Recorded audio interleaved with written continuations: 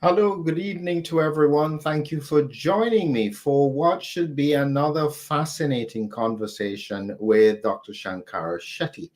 Now, for many people who don't know or who have only come and seen us talking about these kinds of things for the first time, Dr. Chetty is quite remarkable as a clinician, as a doctor, as someone who has ethics and integrity, standing up for his patients in semi rural South Africa. What's very fascinating, and if you are just hearing this, just think about this for a second. What he did at the time in semi rural South Africa, limited access to hospital resources, is he kept all of his patients alive through COVID. And that actually, him talking about the fact that he was able to save all his patients, got him into more trouble than the fact that he did. So, one of the questions that many people, when I ask them about this, say, well, we don't believe that's true. Well, they just need to check it. They just need to ask, check in that region of South Africa whether or not all those patients can demonstrate that benefit that they've had from his work. In a sense, it's that in itself is a failure of the scientific and medical community to not want to know. So, without further ado, let's bring Dr. Chetty to the stage. How are you, Shankara, as usual? Good as usual, Philip, and Happy New Year to all the audience that are joining us. Excellent. I'll ask you, Shankara, to just do a very brief introduction. Just assume somebody has never heard about you, and you're just quickly summarizing what you are, who you are. Philip, I'm a natural life science biologist and a general medical practitioner. I did a degree in microbiology, biochemistry, advanced biology, and genetics before I studied medicine and surgery. I run a practice, a semi-rural practice in Port Edward, South Africa, that sees a diversity of clientele. I put myself out there during COVID to understand the virus and the pathophysiology. It shone a light on exactly what was causing the problems and brought a lot of controversy to me on my comments around the vaccine, which have subsequently been proven to be true. And so, I still practice medicine in my town, in my little town, and I still see COVID and I still treat vaccine injuries today. Excellent, Shankara. Listen, one of the interesting things, and so if for the people who are here with us, so there are already quite a few hundred people with us already. Um, you may not know this, but very often, whenever I speak with Dr. Chetty, the information technically gets hidden. It's almost as if the social media has an algorithm that if your name comes up, it suppresses it. Really fascinating. I've observed this now for easily over a year, and it's quite incredible. So it seems as though you are above the target or you are a major target. Well, Why Philip, do you think that is so? I think Philip, the truth it's a can of worms they don't want to open. I've had all manner of, I wouldn't say harassment, but close scrutiny from the taxman, the fire department. My phone line, landline, which I think the world knows and was a way to contact me, hasn't been working for the past 6 months, and nobody can tell me why. So I've had to change my phone number and try and access people. But it's what my case is about. It's the information that I want to put out to the world and the truth to be told. And so, I'm willing to have my day in court and speak truth. And So I think, that brings us to that court case, because I just recently had the point when I was promoting this video. Somebody said, "Oh, it's that guy who is being challenged for the stuff that he has said negatively about the vaccines, and they're trying to take down his credibility and so on." Now, without saying anything that will get us into more trouble, what really are they after you about? Because it seems as though they have no interest in the fact that you saved all the lives of your patients. What are they after? Philip, I think it's they're after concealing the truth. The person that charged me has a serious conflict of interest. He is a major player in one of the major universities that get funded here in South Africa by, of course, companies that dictate the directions medicine's taking. And his conflict of interest was that he was involved in the safety and efficacy testing of the vaccine, which was not done in our country, though they put out that narrative. He was part of the Together trial, where Andrew Hill changed the outcome at the last minute on ivermectin, and he was involved in supplying the government with PCR tests. At that point in time, we were treating with early treatment and getting success.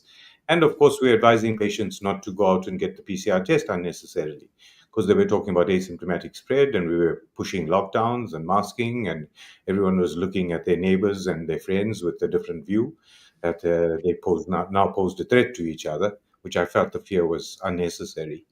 And of course, I think opposed a threat to the establishment. So this professor put a complaint to the council. The council took that complaint through a preliminary committee who looked at the facts, merits of the case, and decided that they will charge me. The charges are broad and diverse because it pertains to a statement I made in early 2021 when I realized that spike protein is pathogenic. And the statement was my opinion, clearly stated, but I went into the science and explained the pathogenicity of spike protein and what I expected to see from the vaccines and the harms it would cause, and the illogic behind a vaccine that has an individual benefit being forced onto the population with the misconception that it has a group effect. And so my case covers everything from the pathophysiology of COVID, which I brought understanding to my treatment, to the vaccine injury, and of course, to the intent behind the virus and the vaccine, seeing that we have a lab origin. And of course, there seems to be some nefarious plan in place. So my case covers a diverse, broad spectrum of everything in COVID. I think I've touched everything in COVID. So I don't think they realize the more charges that they bring, the deeper the hole they dig or the longer the rope they allow to grow. Because evidence around the world has come out about the vaccine injuries. And I'd say almost everything that I said in that statement in early 21 has proven to be true.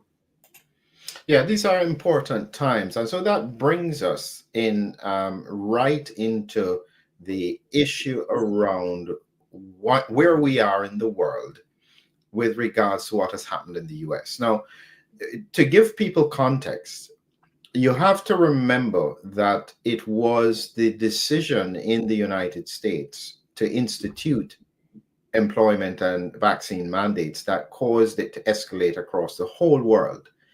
And it was the decisions in the US, with regards to what happened with regards to natural origin that caused it to be de-escalated around the rest of the world. So the US has a very significant influence on the way how health is practiced in the rest of the world. We have to acknowledge that. So when we come now to a Trump presidency, what are your thoughts? What kind of trajectory do you think this will bring to global health?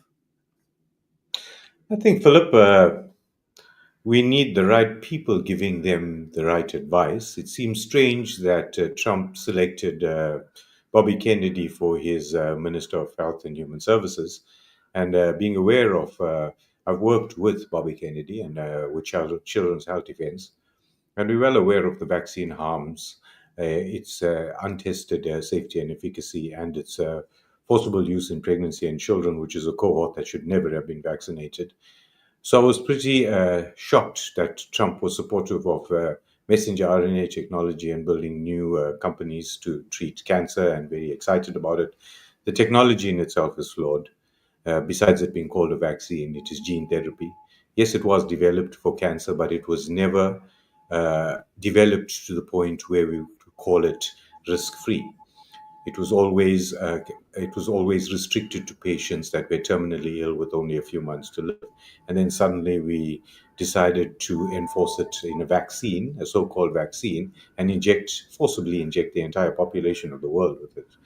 So yeah, I hope that there's some awakening and enlightenment that comes with Trump's presidency, because he seems to be the right kind of person who will do the right thing and doesn't seem to have an agenda other than making America great again. So let's hope his heart's in the right place. And when he realizes his mistakes, he's willing to redirect. It's a question that somebody asked me recently with regards to the push for the cancer vaccines in the past few days. This is, Trump has only been in power for now 5 days, so a lot has happened in that time. But my thought at the outset is that fundamentally, Trump is a pragmatist. He's a financial man. He wants to make money. And the problem that they have with the mRNA technology is that a lot of money has been invested in the technology, especially through Moderna. So Moderna is an American company, different if it was Pfizer. And so I think that they are trying to resurrect another use where the technology can then be used effectively, because it seems as though the damage that has been done to public trust is not going to be easy to overcome. And so they are having to change direction, because the financial implications of not finding another use for mRNA are way beyond just Moderna. It's that all of the infrastructure that has been put in place across the world, to especially in the US, to make all of this the technology, the money has been paid out, contractors have been given contracts. It is a lot to lose, and I think that this is an attempt that they have to try and see if they can bring it back online in some way, shape, or form. In terms of it being used as a vaccine, there are a few really, really big points that need to be addressed. And I would say if they haven't addressed this, it's likely to fail anyway. One of them is the whole mechanism with regards to how in order for mRNA to be made by cells, it has to suppress interferon. Yep. And that to me is counterintuitive, because you need the immune system to work, but in order to make mRNA, you have to suppress the immune system. And so it's this very strange dynamic that exists, which is a problem. And secondly, they need to explain why is it that long-term immunity, so when they looked at the bone marrow, it doesn't remember spike, which is why the immunity wanes so quickly. Is this a problem with the technology or with spike protein? These are the kinds of questions that need to be answered before they are able to go forward. And I just suspect at this point that the financial implications of having to go back to the start are too great. And so therefore there will be a push to find an alternative use for the technology that can compensate. Now that's going to be challenging for him to be able to do. And I think it has to be very strictly challenged to make sure that it doesn't do potential harm. Yeah, I think, Philip, people don't realize the potential of bioengineering to bring humanity to an extinction level event, which I'm of the opinion we almost at. Excuse me, after vaccinating the planet. Now, all these technologies have their benefits. Messenger RNA technology, the lipid nanoparticle technology as a delivery system, each one of them have their benefits, but the benefits have to be weighed up against the risks. And of course, we got to be considerate of where they can have the greatest benefit in which field. Now, I've always, from the start of the pandemic, found it very strange that you want to use messenger RNA to get your body to make a protein that you then want your body to react and form antibodies. Excuse me. So the entire push of the vaccination program was to get us to develop or spike protein antibodies. But that could be easily achieved with an injection of spike protein, with an adjuvant to it to trigger an immune response to spike protein. We didn't need the messenger RNA to make it in your body. And it would have been a far more stable product without the contamination.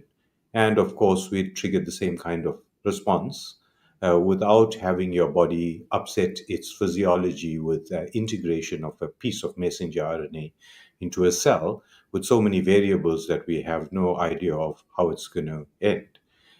We don't know the dosage, we don't know how long it'll persist, we don't know its biodistribution, too many variables. But if I give you a spike protein injection in your arm, it's just a protein. So it won't biodistribute. It's not in the lipid nanoparticle. It's not meant to go anywhere else. And with an adjuvant should create the same response, trigger the cellular response to create antibodies to spike protein. So the technology to be used as a vaccine seems to be an overkill. There are easier ways to do the same thing. So it seems like the messenger RNA technology is searching for a broad market that it could exploit, but it's not appropriate for vaccine technology. Yeah, that's a good point. They're almost trying, they've got a square peg, they've got a round hole, and they're digging away the round hole to make it square. This is what it feels like. Because, yes, you're quite right, fundamentally, because they do have the protein, spike protein vaccines. One of them, I've spoken with Professor Petrovsky from Australia, and they seem to have pretty good, reasonable results with it. And so why do you need to bypass the whole mechanism in order to make the protein when you can just inject the protein? There are some places that it has a benefit, and where you could find it is that in the context of cancer research, if you were able to get lipid nanoparticles to target specific cells to produce proteins that could, cause issues, or, I don't know, trigger the immune system to target a specific cancer. The difference there is that you've got a patient who is likely to be terminal anyway. And so therefore, even if you failed at it, it wouldn't have, how do I say, let me rephrase this. A vaccine is supposed to be given to a healthy person to prevent disease. And this is why it is so important for a vaccine to not cause disease. That makes sense. Yeah. In this case, you have somebody who already has a disease. And so therefore you have more leeway to try something to make them well. But if you have somebody who is well, you have to be certain that whatever you are introducing does not cause disease. Yeah, that's the whole premise behind risk-benefit ratio. And Philip, with pushing the vaccines onto pregnant women, children, all the different age groups without a proper risk stratification was a very illogical thing to do, because the benefits would vary because of the risks, the difference in risks, and of course the harms would vary. So in a 80-year-old person that has comorbidities and at high risk of severe illness with COVID, then fine, a vaccination is warranted. But in a young pediatric patient with an immature immune system that can't trigger such a severe dysregulation and has no risk of dying from COVID, then the vaccine was not warranted at all. So the health benefits of the vaccine have to be measured with benefit and risk analysis of every cohort. It's like crossing the road, Philip. Everyone has a risk when they cross the road, but a guy with one leg has a different risk from a guy with one eye. And so each person has a different risk, and it's not a one size fits all, especially with the technology with so many variables and a variable outcome, variable unknown outcome. I think that this is a reasonable time to mention something just for the audience. If you're watching, Shankara and I have been speaking for years now, since 2021, usually on a regular basis. And some of his insights, especially from a health and spiritual point of view, are so remarkable that I think that I want to try and see if there's a way to capture it. So if you look in the description, there's going to be a link to a concept. It's an idea at the moment. We haven't done it yet on Spotify podcasts, where we just talk about spirituality and health and try and make that connection between the two. And if you're interested, please click on the link and share your thoughts as to what we should focus on, if we should do it at all. But I wanted to bring that in at this point, Shankara, because fundamentally there feels as though there is something that is just not right with our whole health system. So I'm not Yeah, just talking about it's almost as if, as I say, the pandemic has pulled back the veil, yeah. and what we see behind the curtain is rotten. But it has always been there. We've just seen it for the first time. And what needs to happen is a complete review and thought as to where do we go? How do we change that direction? What is it that you want to be sharing from a spiritual point of view? Why is it that you think that this is important now? I think, Philip, the situation we face globally is of our own making. We have to accept that we allowed this to happen to us. We were born free and we took our freedoms for granted, and that has led us to where we are. Just a broad overview, Philip, as to why I look at it from a spiritual context, not a religious context. But quantum physics recently has brought us a lot of new understanding into the way the physics and the universe actually works. And so we understand what an aura means. It's an electromagnetic radiation from your heart and your brain.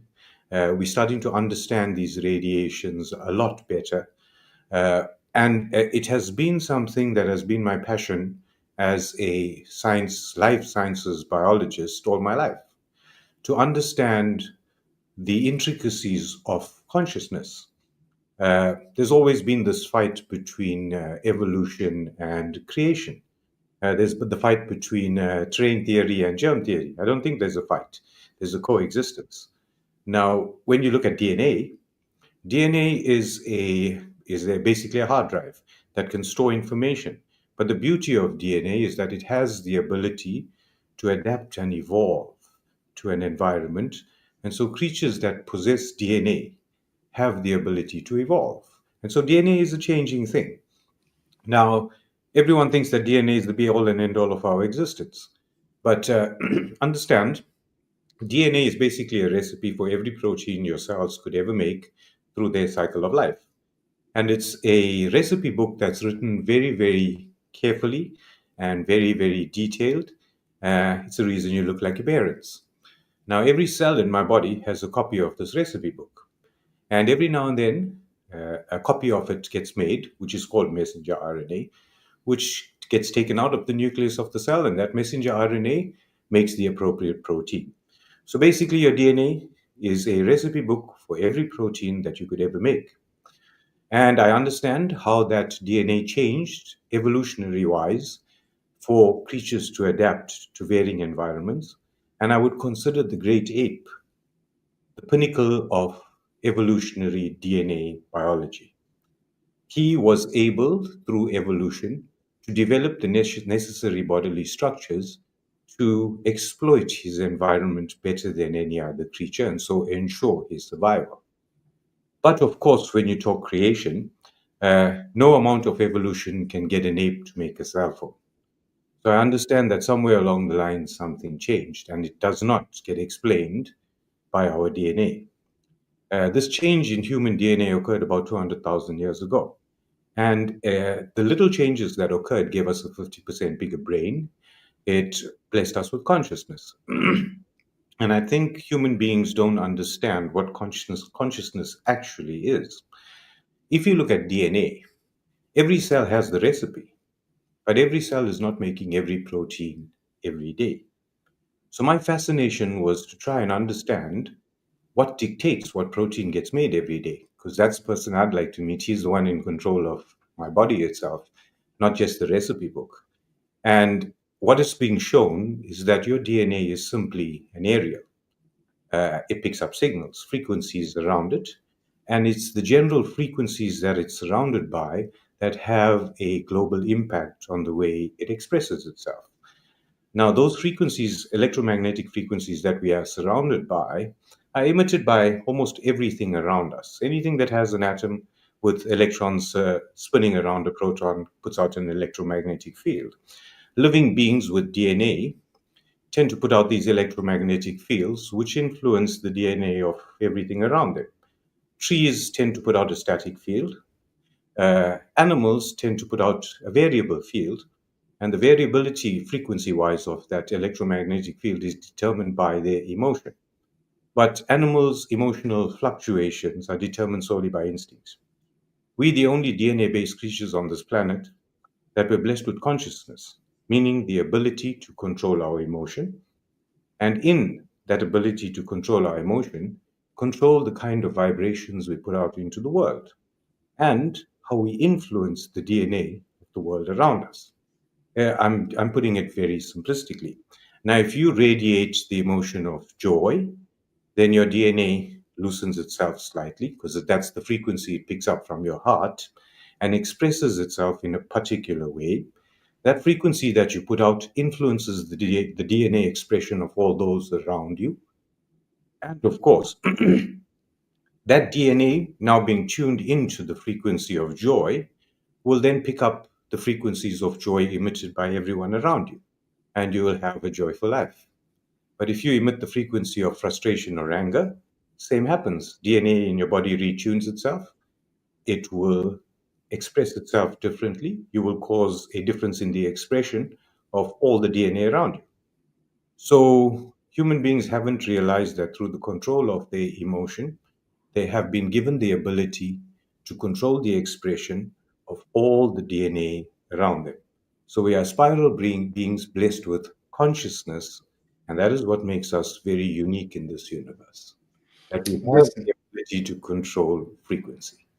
so as I said to the for the audience, I've been listening to Shankara saying some of these deep, profound things for years now. And we're looking for a way to be able to express that on a regular basis. So if you are interested in this kind of discussion where we look from a spiritual and a health and how the two interact and connect, please look in the description, fill out the survey, we'll have your email address. And when we start this, we will certainly let you know that this is happening. So keep an eye out for this space. We're going to pull out from Shankara all of the wisdom that he has had for all these years.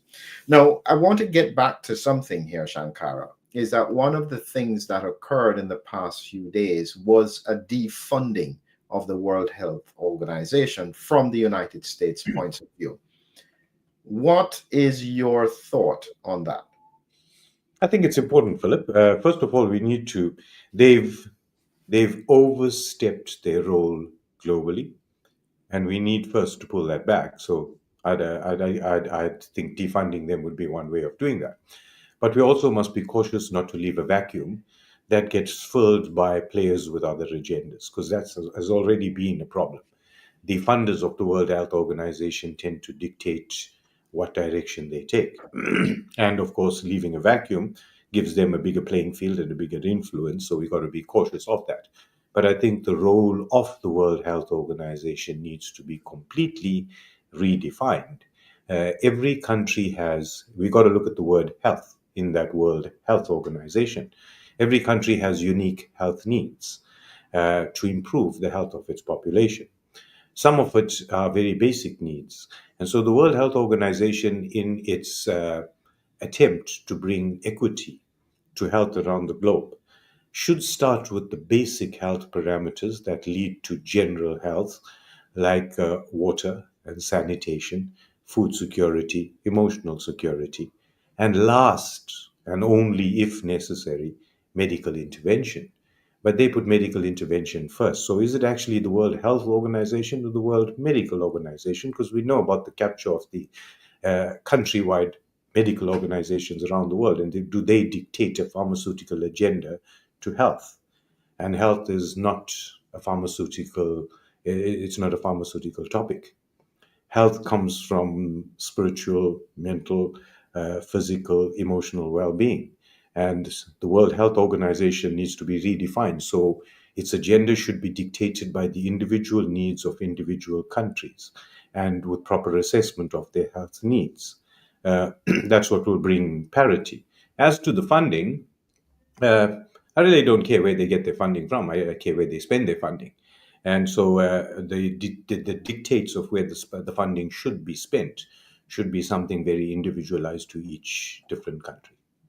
A lot of people may not be aware. We haven't spoken about it for a while, but a few years ago, both myself and Shankara were involved in an organization, the Doctors Federation for the World, which was born out of some of these issues that were occurring, certainly from the COVID pandemic. And at that time, Shankara, as we went through the work of trying to formulate the organization and get all the statutes in place, we recognized that there needed to be a challenge to the World Health Organization, meaning that they were functioning without enough checks and balances. It was almost a presumption that they were doing the right thing. And what needed to happen was a challenge, not necessarily to remove the World Health Organization. And so our approach at the time was to say, we were coming in to challenge what you are doing, to say, why are you doing that? It's almost like the audit that needs to occur in order to protect the interest, not only of the world, but the integrity of what it is called the World Health Organization, because we do need a global body that is acting in the interest of the population. But we can't have it that that global body is acting on behalf of the parts of the world that already have all the resources and have all the things that they are trying to push onto the rest of the world. It has to be independent, but it can't be independent if its funding is primarily coming from the people who want to have control of it. Yeah, that is the major issue, Philip. Uh, I think that's a paradigm, Philip, that touches every aspect of our existence as human beings, be it education, healthcare, politics. Every part of our existence has been touched with the quest for money and power, which has corrupted everything. And I think that is where we get it wrong. So we need to have, if these bodies want to be truly globally effective, then I think they should run off donations, uh, let's say the grace of God, because you are doing God's work. There are many organizations around the world, the Gift of the Givers here in South Africa, that run off donations and know where the work is needed and are quick to respond. They keep their ear to the ground and they know what people need. The World Health Organization, I think, has grown to become this body of people that sit around a table with suits and they have absolutely no idea of the health needs of the populations of the people they're supposed to be serving. So the funding might be an issue, but I think first of all we need direction in where to go. So the funding is put into appropriate places. One of the things that I would say, and just in case anybody from the World Health Organization is listening, and I expect them to be listening to us, don't you expect? Listen, here is the point that I recognize at the moment as being critical. If you are part of that organization and you are not advocating for harms that potentially can be happening to populations, if you are not interested in excess deaths, if you are not following up on the abnormal patterns that, say, embalmers are seeing, if you are not interested in the people who have suffered vaccine injuries and adverse effects, if you are not interested and that is not central to your work, that in my mind is a reflection that those people are not fit to be in that kind of position. And so our problem may not be the World Health Organization, is that the people who are in it are not actually truly advocating for the health of the world. Yeah, the competence and the control. Because, Philip, if you're looking truly for the health of the world, uh, we wouldn't have been censored. Everything that we said would have been taken into consideration. This pandemic would have never occurred the way it did if we looked at early treatment early on and found ways to negate the mortality and morbidity. The problem with that is it's not financially viable. And the World Health Organization seems to be a front for other players. It is a private club, a private club by the affluent members of the world, and they use it as an investment for monetary gain, growing investment. One of the things that recently happened in terms of the Congo, I've been following this disease X in the Congo, which turned out to be malaria. And I found it disconcerting that Gavi was there, the World Health Organization was there. They had a spread of monkeypox, which was technically European monkeypox, so not their endemic monkeypox. So they suddenly now have a form of monkeypox that has come from the rest of the world. And they were there to vaccinate the cohort to reduce the spread of this monkeypox. They recognized that 40% of the children in that region who was having this outbreak of this unknown disease were malnourished. And their solution was to bring them a vaccine. Exactly. What is that? I It mean, makes no sense. The person's telling you he's dying of thirst and you're offering him a vaccine. It absolutely makes no sense, Philip. It's simply because there's an agenda. And the agenda doesn't start with the health needs of the individual. It seems to be the health needs of the globe. And we know who the players are in the globe that have the biggest agendas and the biggest control of the World Health Organization. So, yeah, I don't think that people see that even though the World Health Organization has been detrimental to our health in the last few years, uh, not only from a physical perspective, they've also been detrimental to the spiritual health of the planet in the misinformation they sowed, in the division they sowed between friends, family. They've advocated for a vaccine that was never proven to be safe and effective. So now we all radiate fear, the wrong vibration to keep our DNA working fine. So when I look at the disease and things around me, is it because of the emotional turmoil that they've caused that we're seeing all these strange presentations? We've got to be cognizant of the entirety of what makes us human beings. And that is what health should be, being cognizant of its entirety. Otherwise, we're just apes scratching around trying to figure out how to stay alive. yeah, one of the concerns I have at the moment, Shankar, is that the world is underestimating the ongoing circulation of COVID. And I shouldn't say the world, because I keep on saying that COVID is circulating in highly vaccinated regions. In low vaccinated regions, as far as I can see on the ground, it doesn't seem to be circulating because there's natural immunity. But our responsibility is not just to people whether or not they have a particular vaccination status, it's to everybody who can get unwell. So I am very concerned about highly vaccinated regions with high circulation of COVID. I need you to find a way to help people to understand that this is not a joke. You had a life and death experience around this virus. And I think people continuously underestimate it because the symptoms initially are mild. What do you say to help people to grasp what we have in front of us?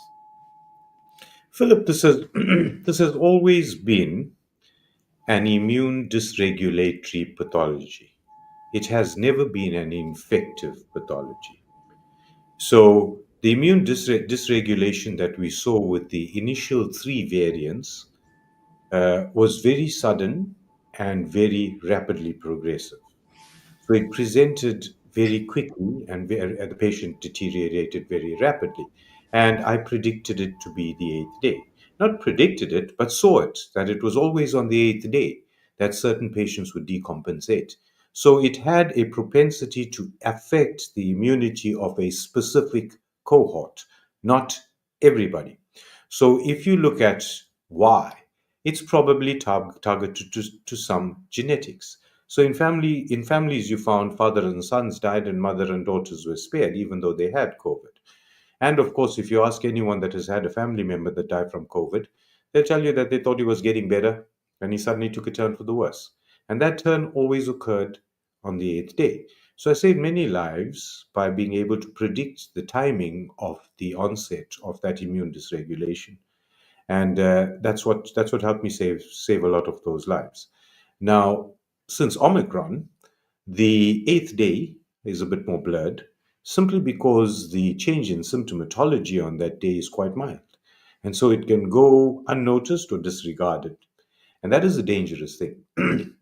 Because if you don't stop this immune dysregulation timeously, then you're going to have consequences from it. And I think that's the reason we're seeing patients presenting with flus that they took 2 months to get over. It wasn't a flu that you took 2 months to get over. You got over it in the first week, but it left you with an immune dysregulation that took your body 2 months to reset. So I think it's important to understand that we have a circulating virus and it has the ability to cause harm. And then we spoke about, Philip, because of the allergenicity of spike protein, repeated exposure could result in priming. Like if you're allergic to certain things, the more you expose, the worse the reaction. And I was one that experienced that.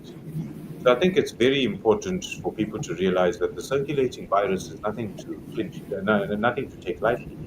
For some people, it's mild, and we don't have to really bother about it. But for some people, it can be detrimental. I ended up in ICU twice on the ninth day, just by disregarding my symptoms on the eighth day, and I will never do that again. It raises a critical piece of the puzzle because, as I said, from a clinical point of view, a lot of people perceive what I say as fear mongering, Yeah. because I'm speaking about gently some of the unusual things that are occurring from a health point of view. Yeah. And I know it's unusual because I'm actually looking for and trying to remember the patterns that existed before. If you are not doing that, or if you have not worked before the pandemic, and this is very difficult. I don't know how younger clinicians, nurses and doctors are going to overcome this problem, is that they are presuming that the pattern of disease that we are seeing now is the same as the pattern of disease that existed before the pandemic. I have said that physiologically, it almost feels as though the world has changed and we are in a new paradigm Yeah. where what we are seeing now, you have to study again to try and work out what to do. You cannot use the research that existed before the pandemic to guide your treatment now. What are your thoughts on that? Philip, the avenue they took to try and rectify the issue with the virus was absolutely the wrong way. Remember that they took a chance with our immunity, and that has caused immune problems around the world. Now, when you look at our immunity, our tolerance of our environment is integral in our ability to survive, thrive, and adapt to any changes. Now, they've influenced that by giving us a vaccine that has the ability to integrate into DNA, that has the ability to alter your immune response. Now, once you alter a person's immune response, everything changes because that's the basis of your survival, your tolerance of your environment. So now we're seeing immune pathologies that we've never seen before, and doctors are going to struggle to identify it. So the simple things we took for granted before are not the same. The pathology underlying it is not the same. Philip, the two occasions I ended up in hospital, I had to, in a lucid interval, remind the doctor to do my D dimer because it's microvascular clotting. And on both occasions, my D dimer came out high, very high on the second occasion, which shows it's likely to be priming, But on both occasions, they refused to believe it's microvascular clotting and went ahead with angiograms and the rest and found nothing. And eventually decided to give me heparin, and within a couple of hours, I regained consciousness. So I don't think people realize the gravity of what's going on around them, and doctors need to be retrained. I had a fifth year intern coming to do a family medicine practice. I do mentorship training for a university here in South Africa. And before we saw the first patient on the first day, I called her into my office and I said, "Look, you do realize that the virus and the vaccine were engineered and that they're causing problems.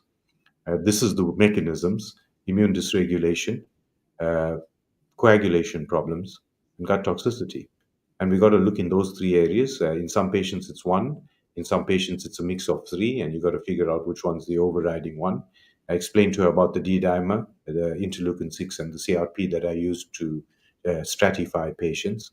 And we went into the consulting room. She was a bit shocked. But in that first day, I think I saw about 25 to 28 patients. And the information I gave her in those few minutes was pertinent to about 17 or 18 of them. And by the first week, she noticed my questioning and she would smile because she realized, okay, that's another vaccine injury or that's another vaccine influencing pathology. And of course, by the end of the week, I laughed and asked if she had made a mistake coming to do a family practice with me because I probably showed her that everything she's learned from her textbook is wrong. And she laughed and she acknowledged that, yeah, a lot of what she's learned is incomplete from what she's seen. So I think, yeah, there's a retraining that needs to go on. And if doctors, through their egos, refuse to accept the vaccine injuries and to accept that they need to be retrained, then of course they'll become obsolete, and that will lead to their downfall. This is a big point, Shankara, because as clinicians, our responsibility is to find solutions for patients. And if we struggle to find solutions, patients will go elsewhere because there's one thing: the world is shrinking and there are no longer any boundaries with the ability of the internet. And so, more than ever, we need clinicians to step up to the plate to look objectively. Yeah, I say to people sometimes is that our responsibility is not to defend industry. I'm not here to tell industry that their new drug is great and to sell it to patients. No, I'm an advocate. I'm here to challenge them, to Yeah, push them, to say, prove that it's safe, demonstrate that it's safe, demonstrate it hasn't caused harm. That's the advocacy that doctors should be having, and they have lost at the moment. And I don't know how easy it is to get back because it does seem that many of the institutions that are there to direct the training and the thinking of doctors also seem to be tied into industry. I don't know if there's any easy way out of this.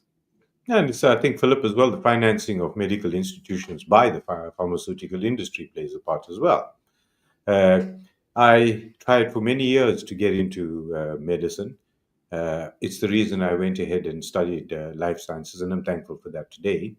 And I'm also thankful that in that procrastination, got into a very good medical college in JSS in India, where medicine was truly medicine. And you got to learn how to examine a patient, come to a diagnosis, and use the minimal resources that you have to treat a patient simply by understanding symptomatology. Clinician, a proper clinician. And yeah, I must say that I'm thankful that actually happened. But as well, Philip, doctors, if they're not going to recognize that things have changed, they're not going to be able to keep up to date. Now, the problem is that the pharmaceutical industry is dictating what is taught in medical school, and so they have dumbed it down to make sure that doctors are scared into following protocols. So there's a huge game at play. Doctors are terrified because I mean, the intern that came to me, I had a patient laugh at her one day and say, "What are you wasting your time in medical school? Spend 2 years working with Dr. Chetty and you'll be a better doctor than medical school would make." And she laughed and said, "But I need the certificate." And that's where the rub lies. They give you a certificate and then they hold it over your head. And I think that needs to change. Medicine needs to be a critical uh, institution that questions everything for the benefit of the patient. And it's quite later on, Philip, that I realized that the selection process for medical students is also very closely guarded. You tend to find that children of doctors tend to have it much easier to get into medical school than children of people that are not doctors. Is there a secret to be hidden somewhere? Uh, A grade students get into medicine, but it's been shown that A grade students are rote learners, and it's the B and C grade students that are critical thinkers out there. So choosing an A grade student means you cut out the critical thinkers and have those that are willing to spew back exactly what you give them. So I think there's a lot that's going on behind the scenes in the sorting out of who can be a so-called health practitioner. And I was lucky enough to be given the opportunity after years of trying in an institution that actually respects. It is a big challenge, and there is certainly a long road ahead, because even when you're thinking about it and you're looking and you're trying to figure things out, it is extremely complicated, Yeah. and trying to make sense of what's going on. Now, one of the comments that was made, I think I've missed it here, is that when you spoke about the issues that you had faced from a health point of view, their response was, oh, he must have been jabbed, because their perception is that the only risk is to the jabbed. No, it's not. How do we? Philip, Philip, in the first three waves, many people died and there was no jab available. So if people haven't yet realized we're dealing with a very dangerous virus, then well, I guess they're going to have to learn the hard way. Uh, Look around you and see how many unvaccinated people are getting illnesses that are taking forever to recover from. And if you don't understand how these new set of viruses that we're dealing with trigger pathophysiologic process in the body, then you're not going to be able to negate it.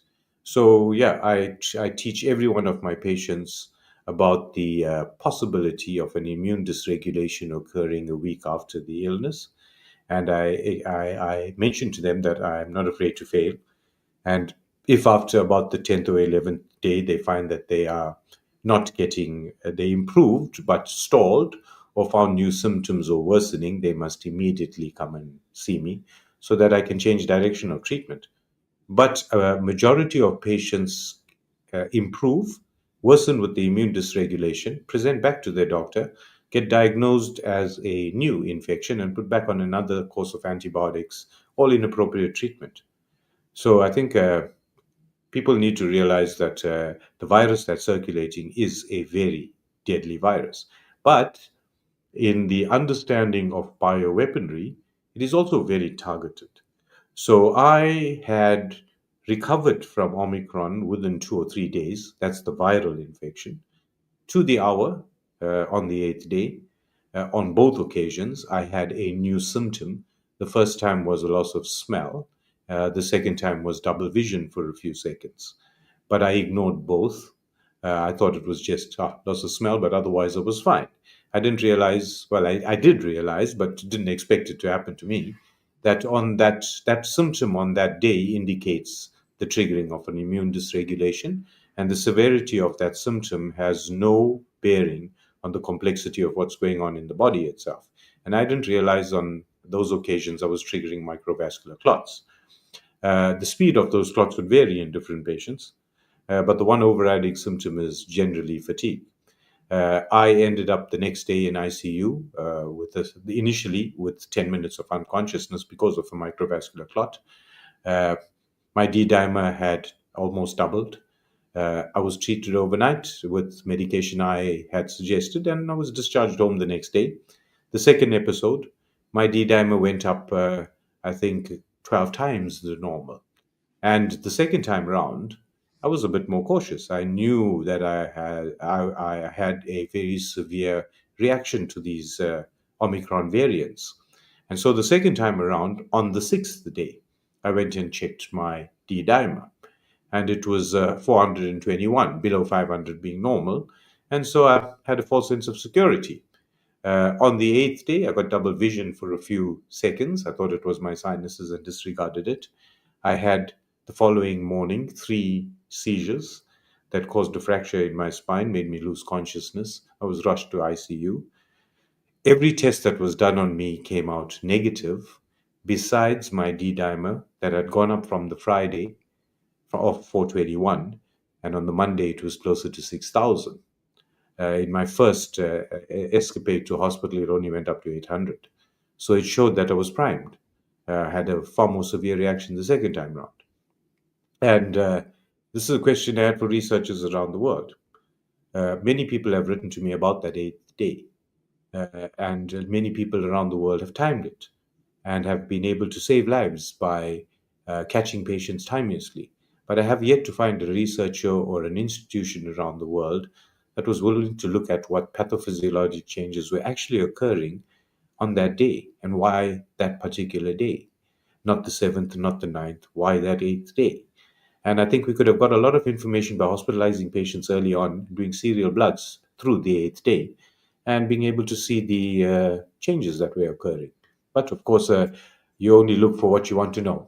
What you don't want to know, you tend not to look for. People ask me, Philip, and if there's, as a natural science and a life science biologist, nothing is ever consistent in nature.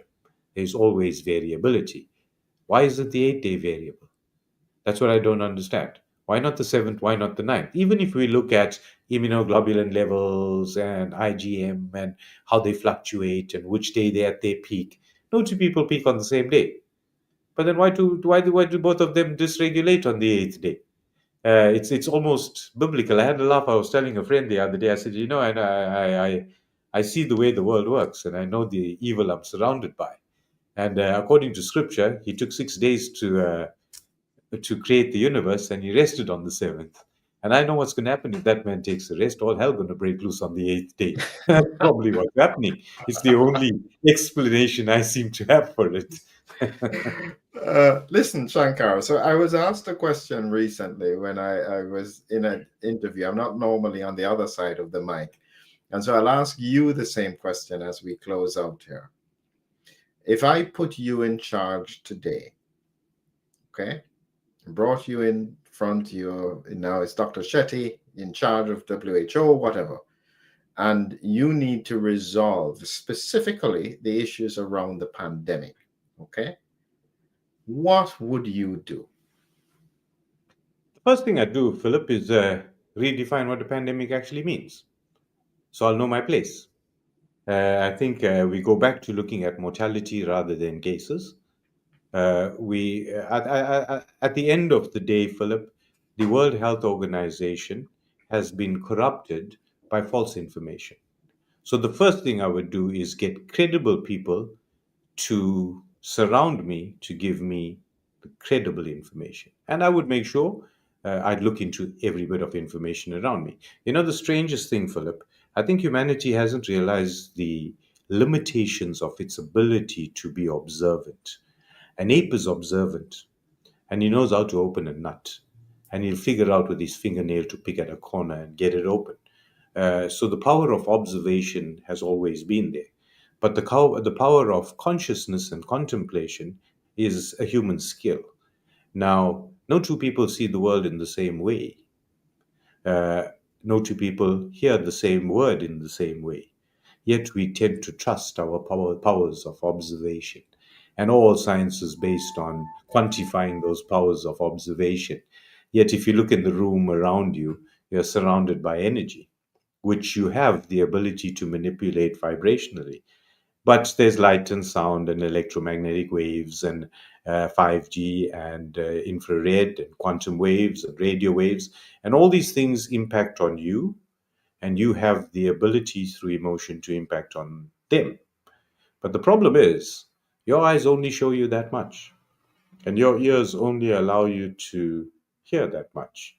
And if you base your reality on your observational skill, you'll miss a world that's out there that you have the ability to control. And I think that's where we flawed as human beings.